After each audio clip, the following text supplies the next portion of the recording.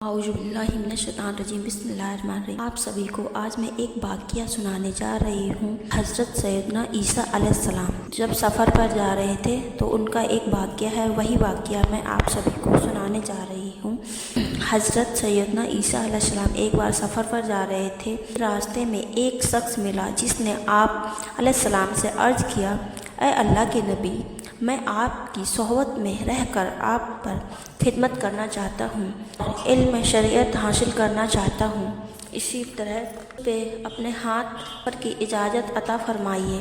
آپ علیہ السلام نے اسے اجازت عطا فرما دی اور یوں ہی یہ دونوں ایک ساتھ سفر کرنے لگے۔ چلتے چلتے راستے میں ایک نہر کے کنارے پہنچے۔ علیہ السلام نے فرمایا، آؤ کھانا کھا لیں۔ کھانا کھانے لگے۔ آپ علیہ السلام کے پاس 3 روٹیاں تھیں، دونوں ایک ایک روٹی کھا چکے تو آپ علیہ السلام نہر سے پانی فرمانے لگے۔ پیچھے سے اس شخص نے تیسری روٹی چھپا لی۔ جب علیہ السلام پانی پی کر واپس تشریف لائے تو دیکھا کہ تیسری روٹی غائب ہے۔ آپ علیہ السلام نے اس شخص سے پوچھا، تیسری روٹی کہاں گئی؟ اس نے جھوٹ بولتے ہوئے کہا، مجھے معلوم نہیں۔ آپ علیہ السلام خاموش رہے تھوڑی دیر، پھر تھوڑے دیر بعد آپ علیہ السلام نے فرمایا، آؤ آگے چلیں۔ سفر آپ علیہ السلام نے راستے میں ایک ہرنی کو اپنے 2 خوبصورت بچوں کے ساتھ کھڑے دیکھا تو ہرنی کے بچے کو بلایا۔ وہ آپ علیہ السلام کا حکم پاتے ہی فوراً خدمت میں ہو گیا۔ آپ علیہ السلام اسے ذبح کیا، بھونا۔ آپ علیہ السلام نے اسے ذبح کیا، بھونا اور دونوں نے مل کر اس گوشت کو کھانے کے بعد آپ علیہ السلام نے اس کی ہڈیاں ایک جگہ اور دونوں نے مل کر اس گوشت کو کھایا۔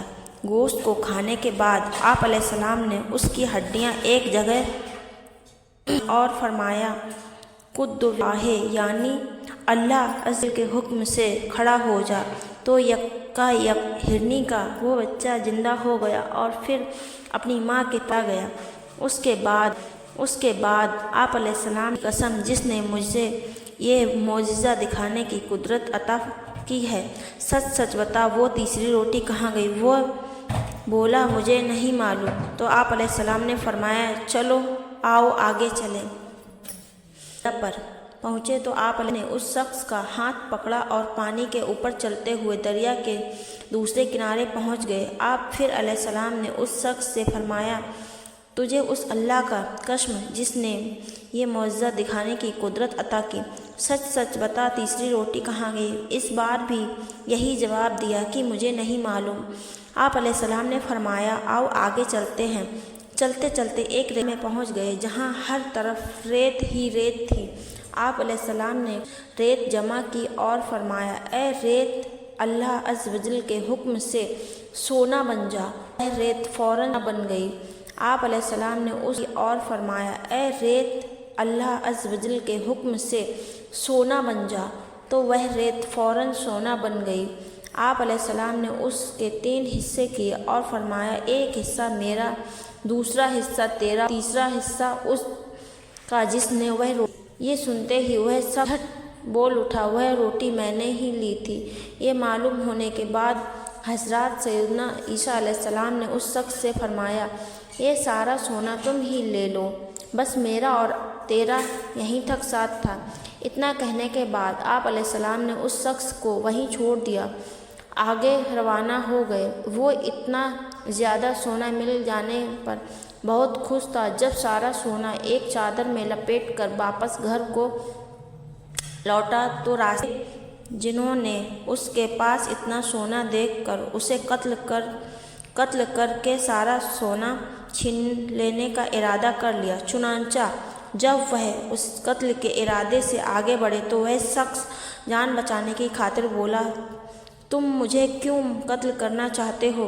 اگر سونا لینا چاہتے ہو تو ہم اس کے 3 حصے کر لیتے ہیں اور ایک ہی حصہ آپس میں بانٹ لیتے ہیں۔ وہ دونوں اس پر راضی ہو گئے۔ پھر وہ شخص بولا کہ بہتر یہ ہے کہ ہم میں سے ایک آدمی تھوڑا سا سونا لے کر قریب کے شہر میں جائے اور کھانا خرید کر لائے تاکہ کھا پی کر سونا تقسیم کریں۔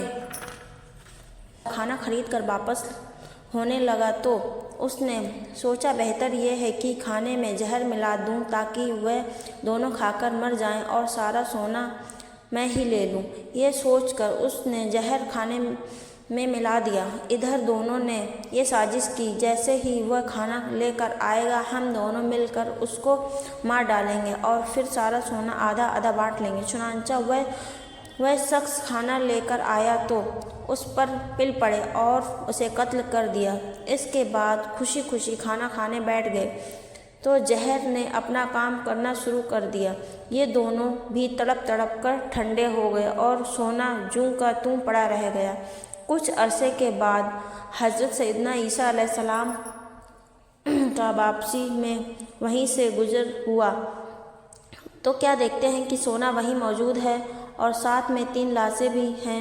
یہ دیکھ کر آپ علیہ السلام نے اپنے ساتھ موجود لوگوں سے فرمایا، دیکھ لو دنیا کا یہ حال ہے، پس تم پر لازم ہے کہ اس سے بچے رہیں۔